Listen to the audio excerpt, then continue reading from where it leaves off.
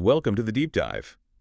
We're jumping right into a pretty critical exploration today of what Wall Street and Silicon Valley have already branded the February panic. Yeah, that last week of February 2026. Exactly. It's a specific window in time that is already being categorized as this defining tectonic shift in tech history. Oh, absolutely. And for this session, we have a massive stack of sources feeding our analysis.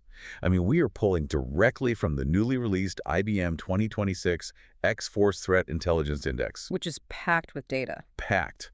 We're also looking at the highly controversial and, frankly, incredibly viral Citrini research report. Right, the one ominously titled The 2028 Global Intelligence Crisis. That's the one. And alongside that, we have market data spanning from Kiplinger to various public investing platforms, plus these urgent internal security memos from GitGuardian and CSO Online. And we can't forget the breaking federal and political news from DX Today. Right, because the sheer volume of data coming out of that one single week is staggering. It really is. I mean, we are looking at a moment where multiple massive trends, the raw disruption of agentic artificial intelligence, unprecedented market volatility in the software sector, and a fundamental redefinition of global cybersecurity, they all collided at the exact same time. It's a perfect storm. It's the definition of a perfect storm. It caught a lot of institutional investors completely off guard. So our mission today is to unpack that convergence. We're going to guide you through the core question that is currently echoing across boardrooms and Slack channels right now. The big one. Right.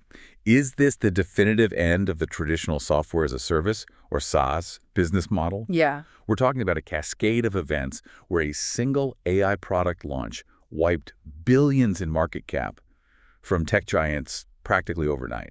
Okay, let's unpack this. Let's do it. Because the sheer scale of the disruption we saw in late February is difficult to overstate. We are looking at enterprise companies that were previously considered, the untouchable bedrock of the cloud economy. Unshakable. Right, suddenly facing what looks like an existential crisis. Well, what's fascinating here is that the fluctuating stock prices are merely the surface-level symptom. Right. The underlying condition is a massive recalibration of how human intelligence is valued in the marketplace. Wow, yeah. And consequently, we are seeing a rapid shift in how our entire digital infrastructure is built, maintained, and protected. We are moving violently away from a paradigm of human-centric defense and human-operated software to a landscape defined almost entirely by autonomous agentic AI. We really want to establish the stakes for you right out of the gate.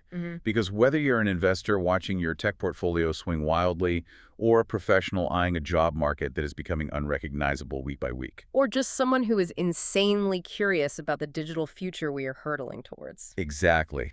This deep dive is going to map out exactly what happened during the February panic and where we go from here. And to understand the panic itself, we have to start with the catalyst. February 20th. February 20th, 2026. Anthropic releases a product called Claude Code Security. And the shockwave it sent through the sector was instantaneous. Instantaneous. I want to break down what this tool actually does, because it isn't just some iterative update. It represents a complete paradigm shift in how code is evaluated. Right.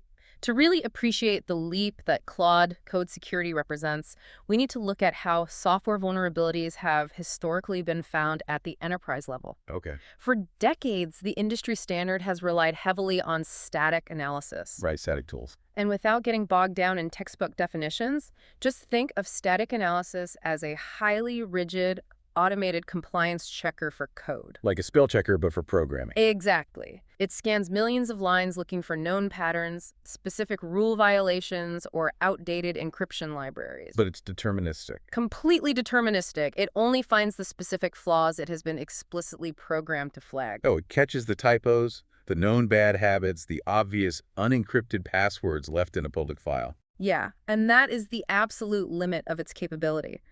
What static analysis consistently misses are the complex, multi-layered vulnerabilities. Like what? I'm talking about subtle flaws in the underlying business logic of an application, or broken access controls where the code technically functions perfectly according to the rules. But due to a logic gap, Right, due to a logic gap, it allows a low-level user to suddenly access administrator-level data. Ah, okay. Finding those context-dependent flaws has always required the intuition and reasoning of a highly skilled and highly paid human security researcher. Until February 20th. Until February 20th. Claude Code Security basically threw out the static rulebook. It utilizes the reasoning capabilities of the Claude Opus 4.6 model. Right. It reads and interprets the code base contextually, the way a veteran human researcher would. It understands how disparate components interact. Yes. It traces how sensitive data moves through the application logic, and it autonomously identifies those subtle vulnerabilities. But here's the feature that truly spooked the market. It doesn't just generate an alert ticket. No, it does not. It autonomously writes the patch to fix the complex logic flaw. Ah. And it just serves it up on a dashboard for a quick, one-click human approval. It is identifying the structural problem and writing the solution without any human intervention prior to that final review. The numbers Anthropic released from their internal testing are just wild to me. The Frontier Red Team numbers. Yeah. They used Claude Opus 4.6 on massive, production-grade, open-source code bases. The foundation of the internet, basically. Right. And they found over 500 high-severity vulnerabilities. 500. We're talking about critical foundational bugs that had gone completely undetected for decades. Despite years of continuous review by some of the most expert human developers on the planet. It just ripped the lid off the illusion of secure open source infrastructure. It really did. But to understand why a tool like this is suddenly so necessary, we have to look at the data from the IBM 2026 X-Force Threat Intelligence Index. Which paints a very grim picture of the current landscape. It really does. They found a 44% surge in attacks exploiting public-facing applications. And vulnerability exploitation wasn't just common. It was the leading cause of all cyber incidents in 2025. Making up 40% of cases.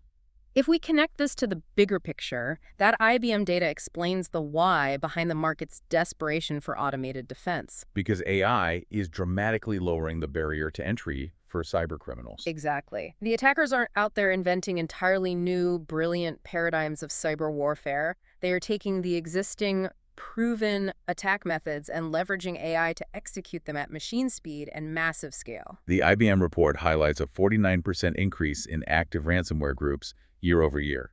And even more concerning is the fourfold increase in large supply chain and third-party compromises since 2020. The cybercrime ecosystem has become highly fragmented, incredibly fast, and largely automated. And this ties directly into a concept that Anthropic coined in their release notes, vibe coding. Right, vibe coding. As generation tools become deeply integrated into everyday workflows, we're seeing non-developers generating software rapidly. A marketing manager might use an AI agent to build a custom database integration for a campaign. Exactly. They're just describing what they want, vibing it into existence, as they say, and the AI writes the code.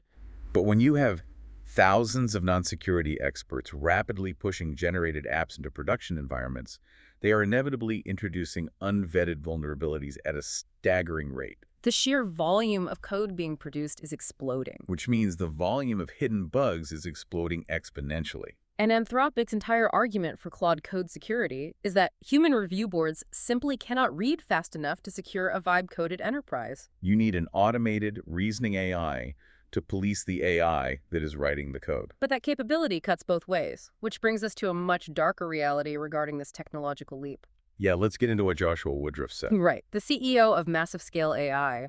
In our source stack, he points out a terrifying asymmetry. He noted that if Anthropic's heavily guardrailed model could find 500 previously unknown high-severity vulnerabilities in standard open-source projects, then malicious actors using similar open-weight or jailbroken models are undoubtedly finding those exact same zero-day vulnerabilities right now. But those malicious actors aren't submitting helpful bug reports to the open-source community. No, they are actively exploiting them. Woodruff put it bluntly. He said, vulnerability discovery just went asymmetric. Think about the mechanics of this. Defenders are using these tools to find bugs and suggest patches, which then have to go through a slow, bureaucratic human review process before deployment. Right, the change control board. Exactly. Attackers are using the exact same caliber of reasoning models to find vulnerabilities at machine speed, but they don't have an internal review board or a change control process slowing them down. The moment the AI flags the logic flaw, it can instantly launch the exploit payload. The defense is bottlenecked by human caution. The offense is bottlenecked only by compute. That asymmetry is chilling, especially when you realize the speed at which these models operate. And there's another massive concern highlighted in the urgent piece from CSO Online. The danger of the circular trust problem. Yes. If we look at the workflow Anthropic is proposing, you have an AI agent writing the code for your enterprise application. Okay. Then you have an AI agent, potentially the exact same foundational model with a different system prompt scanning that code for vulnerabilities. Right. And when it finds one, that same AI proposes the fix. So if the foundational model becomes the creator, the auditor, and the repair crew all at once, it becomes a single point of failure for the entire digital ecosystem. Exactly. This raises an important question. What happens when the model experiences a persistent hallucination regarding a specific type of cryptographic library? Or, even more concerning, what if a foundation model's underlying weights are subtly compromised by an advanced persistent threat? Right. If corporations remove the independent human verification step simply because the AI is too fast and too convenient to argue with, a compromised model could theoretically manufacture backdoors at a global scale. It would push them out disguised as critical security patches. The mechanism designed to fix the vulnerability becomes the new attack surface. We are essentially talking about placing complete blind trust in the probabilistic output of a black box. Okay, let's unpack this. Because this specific technological breakthrough, the sudden undeniable realization that AI agents can now autonomously audit, reason through, and patch complex enterprise systems is what triggered the financial earthquake in the last week of February. It's a panic. I want to look at the immediate financial fallout, because this is where the theory hits the balance sheet. Right. So what does this all mean for the massive companies that were built specifically to protect and monitor these systems? This brings us to the absolute core of the February panic. And the massive debate raging across the tech sector and Wall Street. We have to ask, is the per-seat software as a service model dead? To understand the sheer panic that set in, we have to look closely at the market data from the week of February 23, 2026. The launch of Claude code security sent a shockwave through the highest echelons of the enterprise software market. CrowdStrike, arguably one of the most dominant cybersecurity firms on the planet, saw its stock plummet 10.6% in a single trading session. Datadog fell 11.3%. Which is incredible considering they had just reported record quarterly bookings days prior. Zscaler, Okta, Cloudflare, all of them saw double-digit percentage plunges. Even legacy giants like IBM suffered a 13% decline in their software division valuations. We are talking about billions of dollars in market cap vanishing into thin air over a matter of hours. And it was all driven by this sudden collective realization that the foundational business model of the last 20 years might be structurally breaking. Let's really dive into this debate. Because it is central to understanding the modern economy. I will lay out the argument that SaaS, as we currently understand it, is facing an extinction-level event. The entire cloud software industry, since the days Salesforce popularized it, is built on per-user or seat-based pricing. Right. You sell a monthly license for every single human employee that logs into the software. Yes. But Gartner released a metric in early 2026 stating that 40% of enterprise applications have now integrated autonomous, task-specific agents. And Gartner explicitly warned that this is leading to a seat count collapse. Exactly. If one AI agent can seamlessly do the rote work of 5 human developers, or triage alerts like 5 human security analysts, a company simply doesn't need to buy those 5 software seats anymore. The revenue model implodes. That is the mechanical argument for the collapse. And it gains terrifying momentum when you look at the Citrini research memo that essentially poured gasoline on this market fire. The 2028 Global Intelligence Crisis. This memo went insanely viral across financial networks. The Trini models out this exact SaaS collapse and predicts a 38% drawdown in the S&P 500 by June 2028, coupled with a massive 10.2% unemployment rate.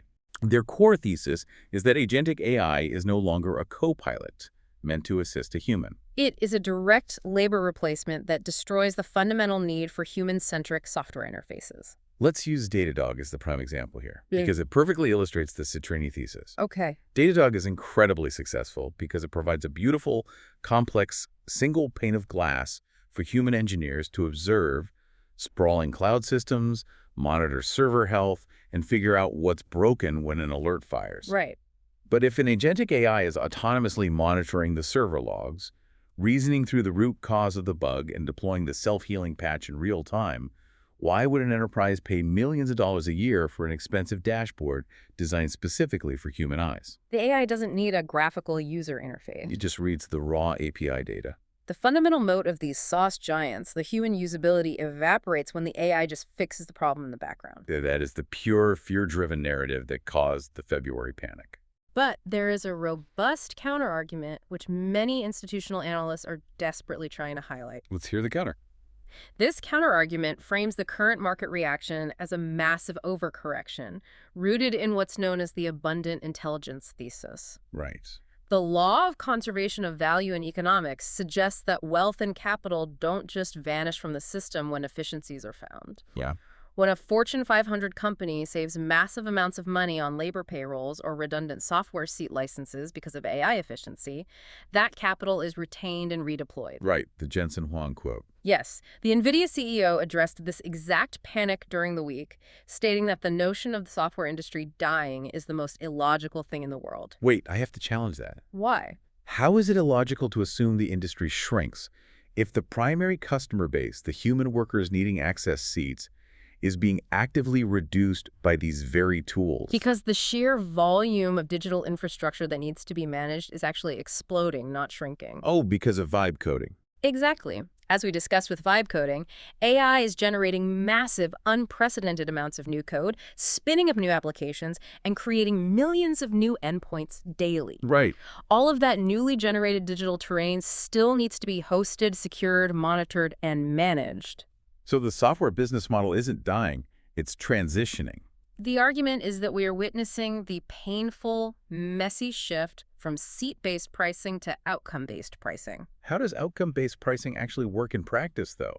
If I am a software vendor, how do I charge if I'm not counting heads? Instead of a company like Salesforce charging an enterprise a flat monthly fee for every human sales representative, they transitioned to charging a fraction of a percent for every single closed sale the AI agent facilitates. Oh, wow. Or a customer service platform stops charging per human agent and instead charges 10 cents for every customer support ticket the AI successfully resolves without human escalation. So you completely decouple the software vendor's revenue from the client's internal human headcount.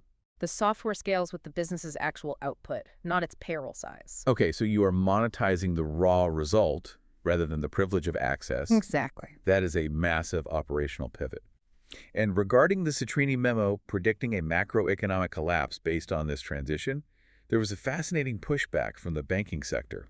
The Deutsche Bank analysis. Right. Deutsche Bank utilized their own internal AI analysis tool, dBlumina, to evaluate the text of the Citrini report. And what did the AI find? The AI found a staggering 3.4 to 1 negative to positive word ratio. Wow. Deutsche Bank issued a client note explicitly framing the Citrini report not as a rigorous mathematical financial forecast, but as persuasive, emotional rhetoric specifically designed to trigger algorithmic panic selling. Interesting. And our sources actually provide a great real-world counterexample to Citrini's doom loop. Let's hear it. A Fortune 500 procurement manager realized massive budget savings by eliminating redundant sauce seats. But they didn't just pocket the cash to inflate the quarterly margin. What did they do? They used that freed-up capital to hire 3 specialized human directors to aggressively expand the company into a totally new emerging market.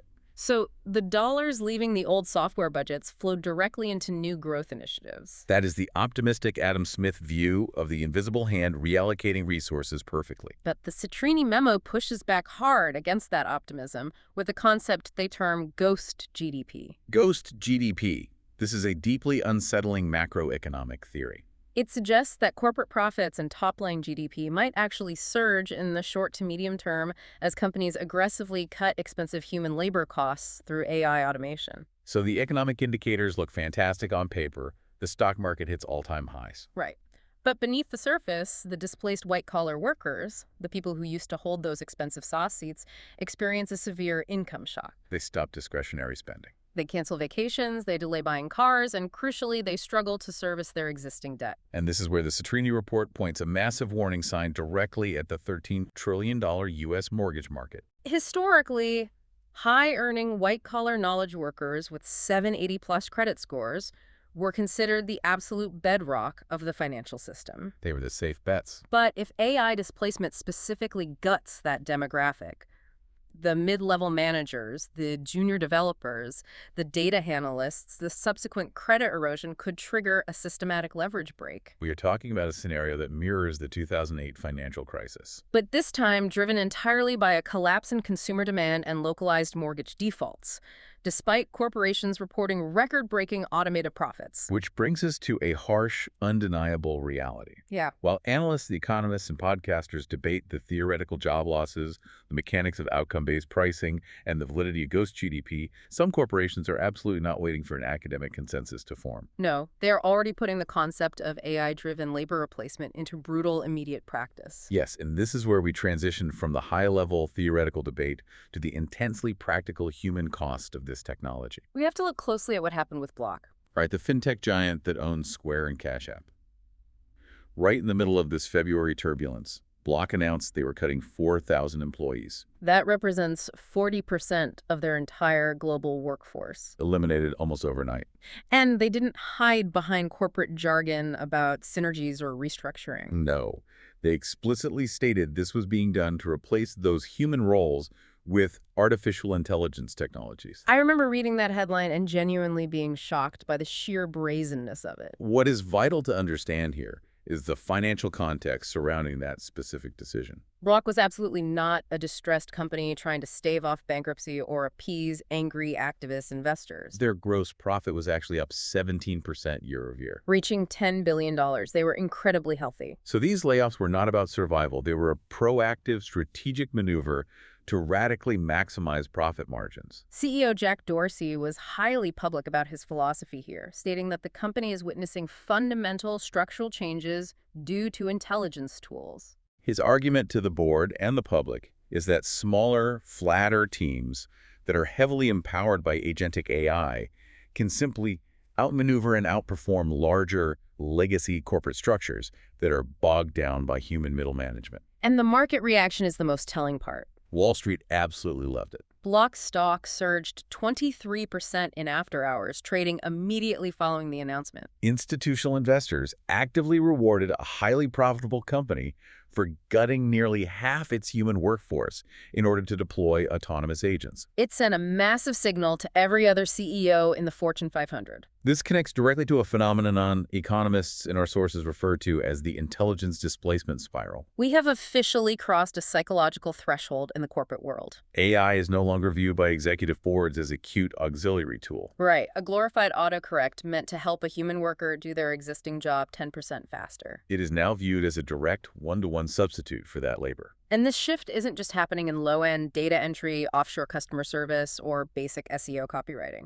It's moving rapidly up the value chain into industries that have historically relied on complex information asymmetry and nuanced analysis. Fields like financial technology, specialized legal services, and core software engineering. And that leads to a massive friction point called the time gap problem. The speed of this displacement is entirely unprecedented in economic history. Through simple API integrations and enterprise software updates, agentic AI can destroy traditional, established job roles in a matter of weeks. An executive flicks a switch, integrates a new model, and an entire department's workflow is automated by Tuesday.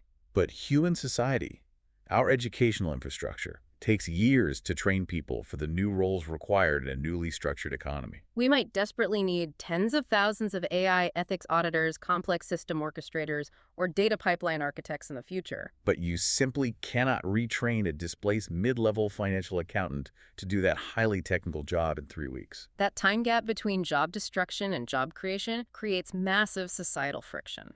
Here is where the macroeconomic picture gets incredibly complex and, frankly, quite strange. Because the massive amounts of capital that used to pay those 4,000 salaries at Block, or the thousands of developers displaced by tools like Claude code security, doesn't just disappear from the corporate ledger. Here's where it gets really interesting. When we look at the capital expenditure, the CapEx, by the hyperscalers. The massive cloud providers like Microsoft, Amazon, Meta, and Alphabet. Their combined capital expenditure on AI infrastructure is projected to exceed a mind-boggling $600 billion in 2026. 600 billion. The money in the corporate ecosystem isn't vanishing into a black hole.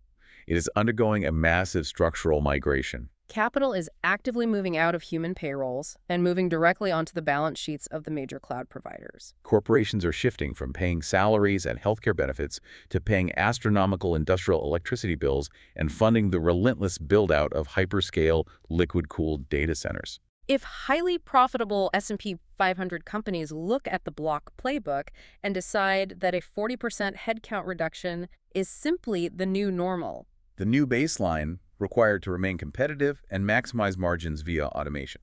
it forces a complete reevaluation of the future of the knowledge worker. We are looking at a scenario where corporate efficiency, stock valuations, and human employment are becoming completely decoupled. A company can double its market cap while having its workforce. It is a sobering thought for you to consider, whether you are planning your own career trajectory over the next 5 years or managing a team through this transition. If the humans are systematically leaving the system and these autonomous AI agents are taking over the daily workflows, we have to ask a fundamental logistical question. How do these agents actually execute the work? To do the job of a senior developer, a cloud architect, or an IT manager, an agent needs deep, unfettered access to the company's internal networks, databases, and production environments. And that requirement brings us right back to the technology layer, exposing a massive, terrifying new vulnerability. This represents the frontier of the new attack surface.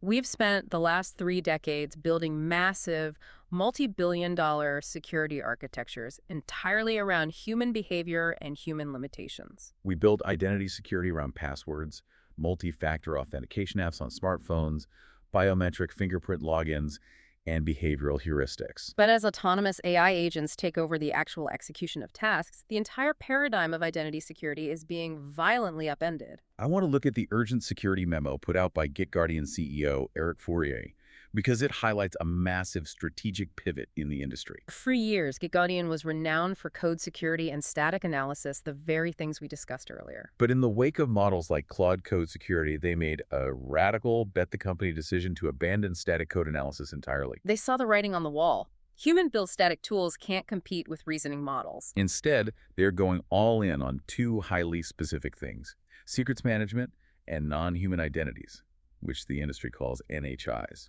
Fourier states the reality plainly. Hackers don't break in, they log in. It is a brilliant, highly pragmatic, strategic pivot, and it strikes at the absolute heart of the agentic AI security problem. An AI agent, no matter how sophisticated its reasoning capabilities, doesn't have a physical fingerprint. It doesn't have an iPhone to receive a 6-digit text message code for 2-factor authentication. To take any meaningful action in an enterprise, to deploy a new code branch, to query a sensitive customer database, or to alter a cloud firewall configuration, an AI agent needs API keys, tokens, and hard-coded authentication secrets. These strings of text are the digital master keys to the enterprise kingdom. As companies rush to deploy dozens or even hundreds of different AI agents across their various departments to replace those human workflows we talked about, they are proliferating these non-human identities at an uncontrollable, unmappable rate. And the cybercriminals are acutely aware of this architectural shift. The IBM X-Force data shows that in 2025 alone, InfoStealer malware exposed over 300,000 ChatGPT credentials. AI platforms have become a primary target, not just for the data they hold, but because they hold the keys to so many downstream enterprise systems. If you compromise the AI's access token, you compromise everything the AI touches. We have transitioned from an era where the biggest risk was a junior developer accidentally hard-coding a single AWS secret into a public GitHub repository, To an era where autonomous AI agents demand wide-ranging, continuous, and highly privileged access levels across multiple interconnected enterprise systems just to function. This creates a shadow IT problem of a scale we have never seen. You have experimental AI tools integrated by the marketing department, the finance department, and the HR department, all holding powerful API keys. And more often than not, these agents are granted far more permissions than they actually need to perform their specific tasks, simply because it's easier to grant grant blanket access than to configure granular permissions for a machine. And then there is the severe warning from Zara Timsa, the CEO of Agentic AI, which is included in our source stack. This might be the most mind-bending security concept we've encountered in this analysis. She points out that if you plug a massive foundation model like Anthropic's Claude into your continuous integration and continuous deployment pipeline, your company's security posture fundamentally changes overnight. Your security boundary is no longer anchored to the static code your developers write or the firewalls your IT team configures. It is anchored entirely to the opaque internal weights and probabilistic heuristics of Anthropic's model. Exactly. Consider the mechanics of this reliance. Anthropic or OpenAI or Google can push a silent update to their model's weights on a Tuesday afternoon to improve general performance. That update can subtly change what the AI considers to be a valid security vulnerability or how it interprets semantic patterns in a specific coding language. Your company doesn't approve that update. It doesn't go through your internal change control board. You have zero visibility into the training data that altered the model. The dashboards all stay green, the APIs keep firing, but the fundamental cognitive engine defining your enterprise security boundary has shifted without your consent. You have effectively outsourced a core existential component of your security definition to a probabilistic system owned and operated by a third-party corporation. Think about the massive implications of that architecture.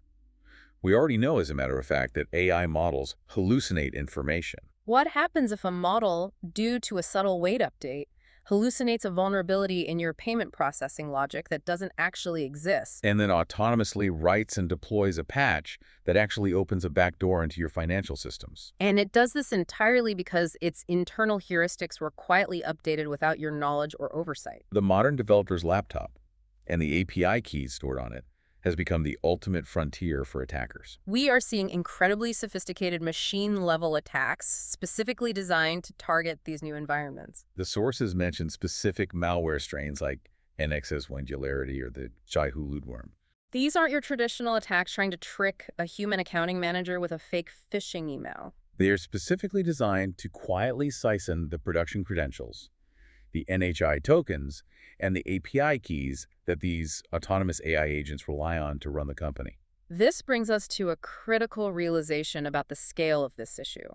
It isn't just hackers, enterprise SaaS vendors, and Fortune 500 corporations wrestling with the immense power, the economic disruption, and the deep vulnerabilities of these foundational models. The capabilities of tools like Claude Code Security have escalated far beyond simple corporate IT concerns or SaaS revenue metrics. The highest levels of government are now treating the development and deployment of these frontier AI models as matters of supreme national security and geopolitical dominance. Which brings us to the geopolitical and regulatory earthquake that hit alongside the market panic in late February. Now, as we dive into this, I want to be very clear. Yes, we are strictly looking at the objective reporting from our sources, specifically DX Today, regarding the political actions taken. We are not endorsing any political viewpoints, nor are we taking sides on the legislation. We are simply analyzing the massive market mechanics and the legal realities that are currently reshaping the tech industry. According to the reporting, the Trump administration issued a sweeping, immediate directive to phase Anthropic's models out of all federal agencies. The regulatory mechanism behind this directive was highly unusual and incredibly powerful. The Pentagon officially designated Anthropic as a national security supply chain risk. Historically, that specific severe designation has been reserved almost entirely for foreign adversaries or hardware manufacturers tied to hostile states. It is rarely, if ever, deployed against a major American innovation firm. But the standoff between the government and Anthropic wasn't about a technical flaw in Claude's code or a data breach. It was a fundamental, intractable clash over corporate ethics, model governance, and the terms of service. Let's look at the specific details of the breakdown because it highlights the friction between Silicon Valley ideals and national defense. The Pentagon wanted unrestricted access to Anthropic's Claude model to integrate it into various defense and intelligence workflows, all lawful military purposes. However, Anthropic refused to lift what they call their constitutional AI guardrails for the government contract. Specifically, Anthropic demanded strict contractual prohibitions against their technology being used for mass domestic surveillance programs. Furthermore, they completely banned the integration of Claude's reasoning capabilities into lethal autonomous weapons systems. Commonly referred to as laws. Anthropic drew a very hard line in the sand, arguing that allowing an AI model to autonomously direct drone swarms or target weapons without a human firmly in the loop posed a catastrophic, unacceptable risk to humanity. That creates a defining watershed moment for the American defense industrial base. The Pentagon's position was clear and unyielding. The military, not a private software vendor in San Francisco, must be the sole entity determining the rules of engagement and the ethical boundaries of battlefield technology. By weaponizing the supply chain risk label against a domestic firm over a strict policy disagreement, the federal government sent a massive, undeniable signal to the entire tech sector. It signaled that it will not tolerate restrictive terms of service or moral grandstanding from its foundational technology providers. This forces a stark binary choice upon the AI industry.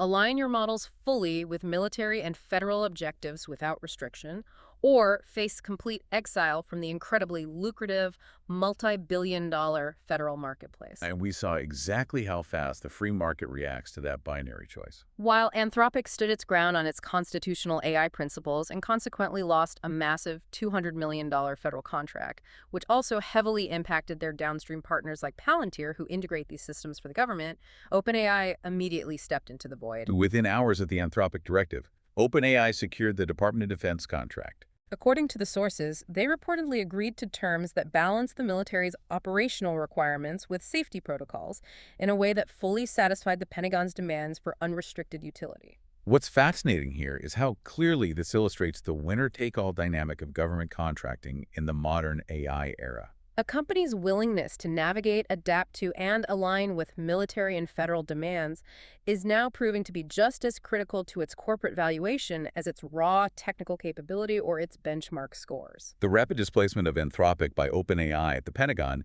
isn't just a regulatory footnote. It is a massive market-making event that completely reshuffles the leadership board of the American artificial intelligence sector. And this intense federal push for dominance, rapid integration, and deregulation is clashing violently with state-level legislative initiatives. The sources detail a massive federalism clash playing out across the country. The White House actively rejected Utah's AI Transparency Bill, HB 286. Utah sought to impose localized safety protocols, strict data auditing, and child protections on large frontier AI models operating within the state. Concurrently, the Department of Justice formed a dedicated AI litigation task force, specifically targeting the newly passed Colorado AI Act. Colorado had passed a comprehensive law mandating strict bias audits for any AI systems used in critical decisions, like hiring, housing, and lending. But the federal government is actively challenging it in court, pushing a strict deregulatory agenda. The federal argument is that American tech companies cannot be handicapped by a patchwork of conflicting local compliance laws if they're going to win the global AI arms race against foreign competitors. It creates a deeply fractured, highly chaotic regulatory map for enterprise companies to navigate. You have individual states attempting to step in and enforce anti-bias mandates, data privacy laws, and ethical safety nets. Meanwhile, the federal strategy relies heavily on preemption. They are using mechanisms like the Dormant Commerce Clause to argue in federal court that these state laws unconstitutionally burden interstate commerce and threaten national security. The sources even note that the federal government is tying billions of dollars in broadband infrastructure grants to states' willingness to voluntarily roll back these local AI regulations. Tech companies are caught entirely in the middle of this jurisdictional war, facing severe state-level enforcement action and fines if they ignore the local laws, and immense federal pressure to disregard them in the name of innovation.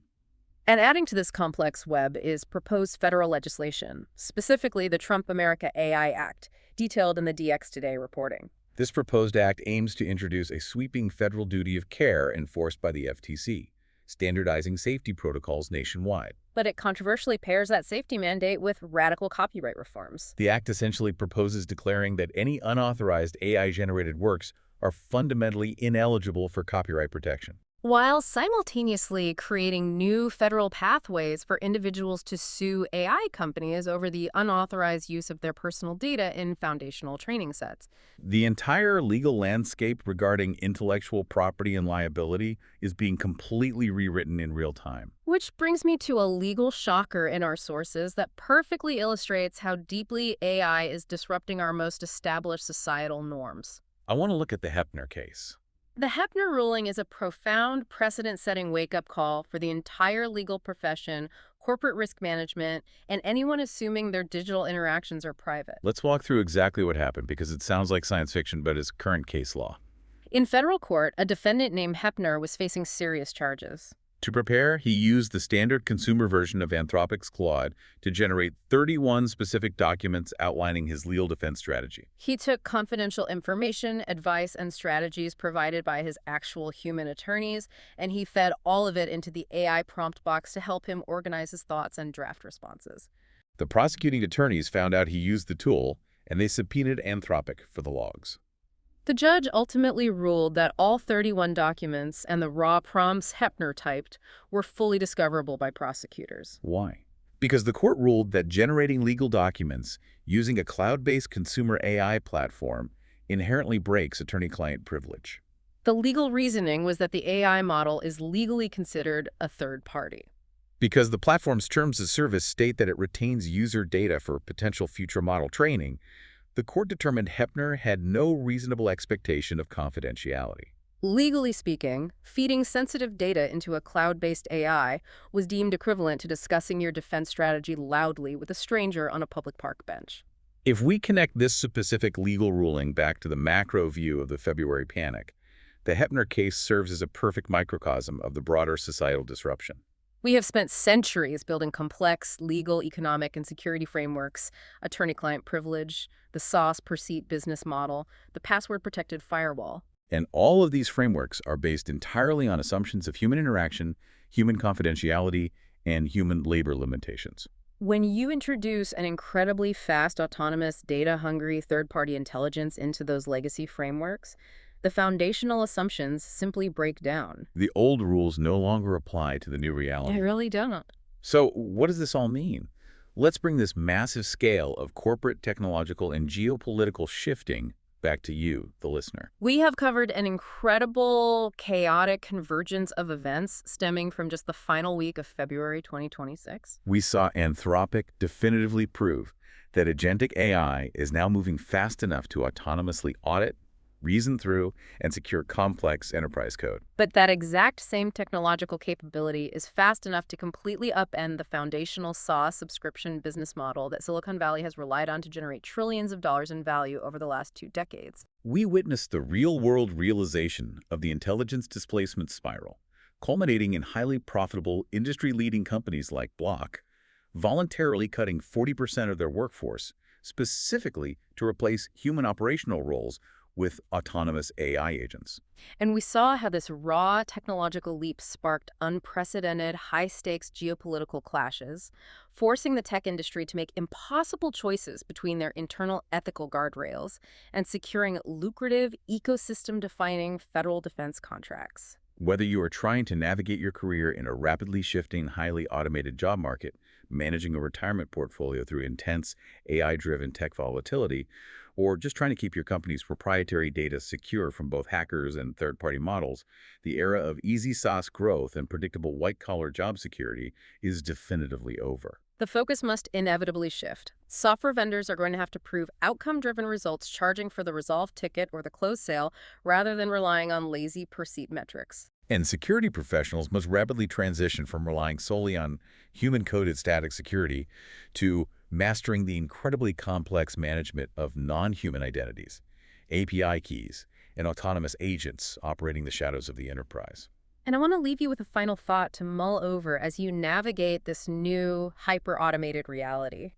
We've discussed at length how AI agents are rapidly becoming the primary entities writing the enterprise code, the entities scanning that exact same code for vulnerabilities, and increasingly, the malicious entities launching asymmetric cyber attacks against that code. If we are rapidly approaching a horizon where the machines become the creators, the defenders, and the attackers all at once, what happens when they become the entire ecosystem? In a fully agentic economy where software builds, audits, and attacks itself at the speed of light with almost zero human oversight, what is the ultimate value of human friction? That is a massive, defining question to leave us on. Thank you for joining us on this deep dive into the source material. As the AI revolution continues to unfold at breakneck speed, reshaping our markets and our laws, keep questioning the narrative, keep looking closely at the underlying data, and we will be right here to help you unpack it all next time.